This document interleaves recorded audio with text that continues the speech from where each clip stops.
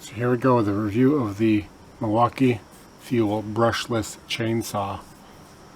So after using it today to take down the tree, I had used two of the 9 amp hour batteries.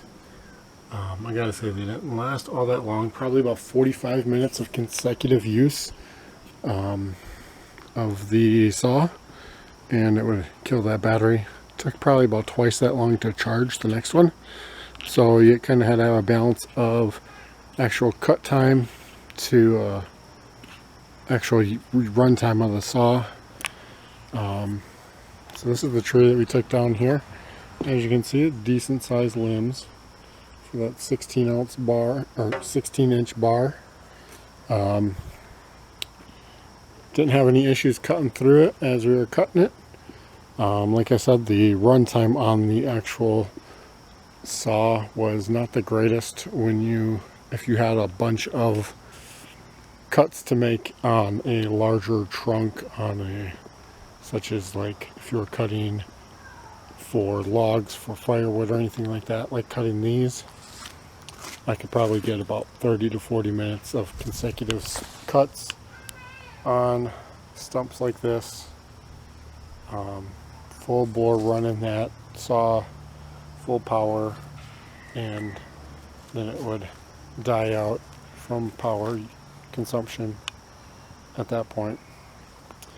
So you had to kind of balance the larger cuts like that with breaking down some of the brush to manageable pieces and moving the brush to load into the trailer to make sure that you had battery to run when you needed to, and brush to move when you didn't have or weren't looking to conserve some of the battery time. So that's one of the biggest drawbacks, I think. So if you're looking at doing a large job with nothing but this as your saw, that's one of the areas to consider.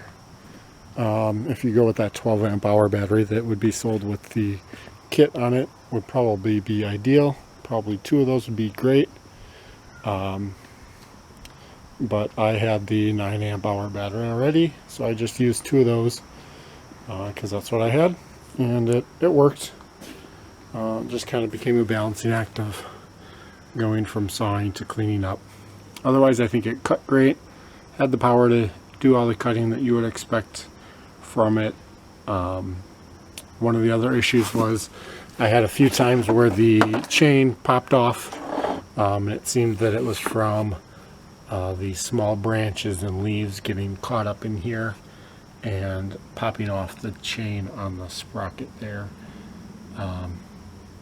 So that was an issue I had a couple times. I don't know if that was more my user error of not getting the chain back on there tight enough when it happened, or more of the issue of the debris getting caught in the bottom of that sprocket.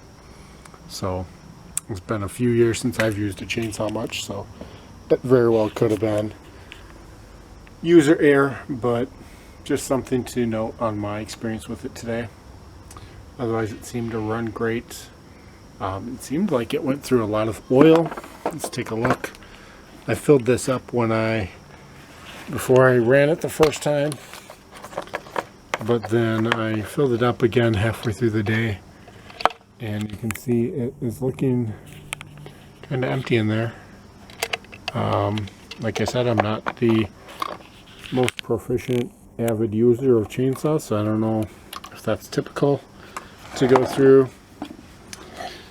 I don't know, it was probably about a pint worth of oil we put in there to begin with, and then probably another cup and a half worth when we filled it back up. So I'm not sure if that's pretty typical to go through almost a quart of oil on a heavy use chainsaw day. Well, no, it's probably about 2/3 of the quart we used. It's been put in there today. I don't know if that's typical or maybe used more getting lubed up for the first time as it being brand new. But that's just my experience with it. Take that for what it's worth.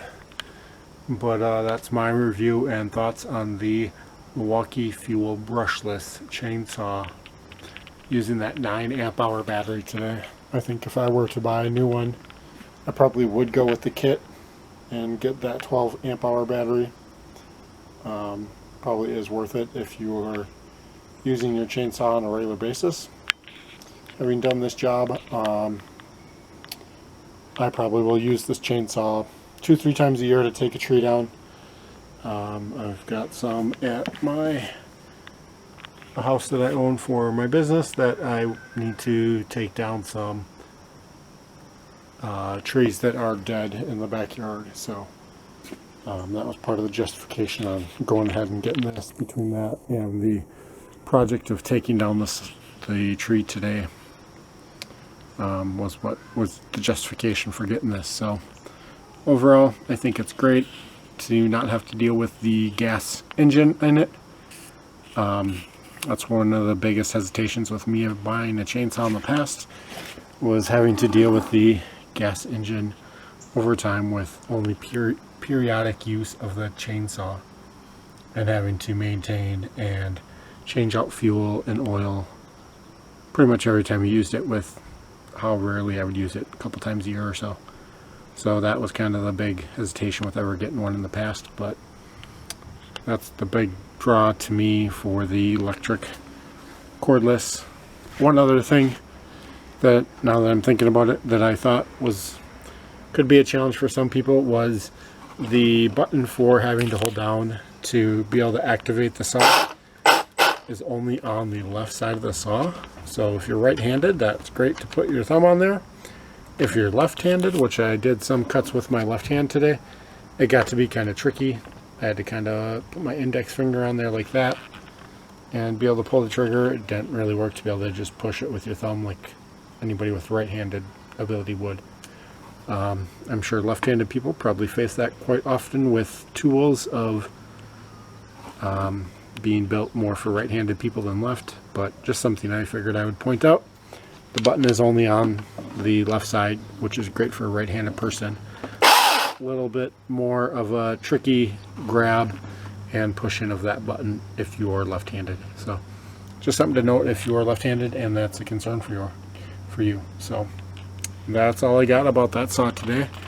Let me know down below if you've ever used one of the Milwaukee cordless ones or any of the other brand cordless ones, and if you have enjoyed working with them, or if you were sadly disappointed by the saw in any way.